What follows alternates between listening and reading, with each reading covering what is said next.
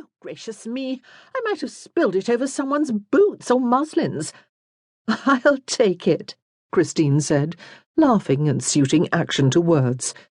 And spilling it over someone sounds far more like something I would do than you, Melanie. I'll take myself and the lemonade out of harm's way. She escaped up the stairs on her way toward the Primrose sitting room, where the other lady guests were to join her.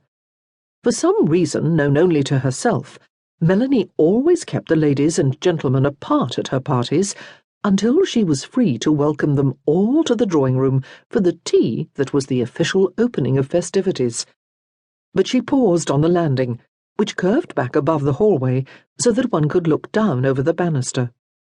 The carriage, Bertie had heard, must have been closer than he thought. The first guests were already stepping inside, and Christine could not resist looking to see if they included anyone she knew. They were two gentlemen, one of them carelessly dressed in a brown coat that was wrinkled and too large for him, dark blue pantaloons that bagged slightly at the knee, scuffed boots that had seen better days, a cravat that appeared to have been thrown about his neck with haste, and without any reference to either a mirror or a valet, shirt-points that drooped without benefit of starch, and fair hair that stuck out in all directions as if he had that moment lifted his head from the pillow, was Hector Magnus, Viscount Mowbray. "Ah, it's you, is it, Mel?" he said, smiling vaguely at his sister, as if he had expected someone else to greet him at her house. "How do you do, Bertie?" Christine smiled affectionately, and would have called down if it had not been for the gentleman with him. He could not have been more the antithesis of Hector if he had tried. He was tall and well-formed, and dressed with consummate elegance in a coat of blue superfine over a waistcoat of embroidered grey, with darker grey pantaloons and white-topped, shining Hessian boots. His neckcloth was tied neatly and expertly, but without ostentation. His starched shirt-points hugged his jaw just so. Both garments were sparkling white. He held a tall hat in one hand. His hair was dark and thick, expertly cut and neatly worn.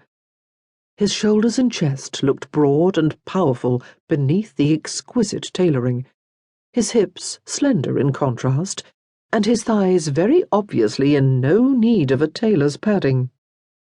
But it was not so much his impressive appearance that held Christine silent and rooted to the spot, spying when she ought to have moved on.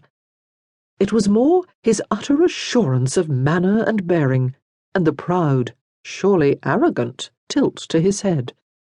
He was clearly a man who ruled his world with ease, and exacted instant obedience from his inferiors, who would, of course, include almost every other living mortal.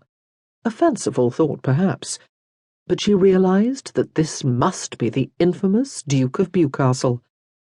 He looked everything she had ever been led to expect of him. He was an aristocrat, from the topmost hair on his head to the soles of his boots. She could see something of his face as Melanie and Bertie greeted him, and he bowed and then straightened. It was handsome in a cold, austere way, with stern jaw, thin lips, high cheekbones, and a prominent, slightly hooked, finely chiselled nose. She could not see his eyes, though. He moved almost directly beneath her, as Melanie turned her attention back to Hector, and Christine leaned slightly over the banister rail at the very moment when he tipped back his head and looked up and spotted her. She might have been drawn back in instant embarrassment at being caught spying if she had not been so startled by the very eyes she had been trying to see. They seemed to bore right through her head to the back of her skull. She could not be sure of the colour of those eyes, pale blue, pale grey, but she was not too far away from them to feel their effect. No wonder he had such a reputation. For one fleeting moment, she was given the distinct impression that the Duke of Bewcastle might well be a very dangerous man.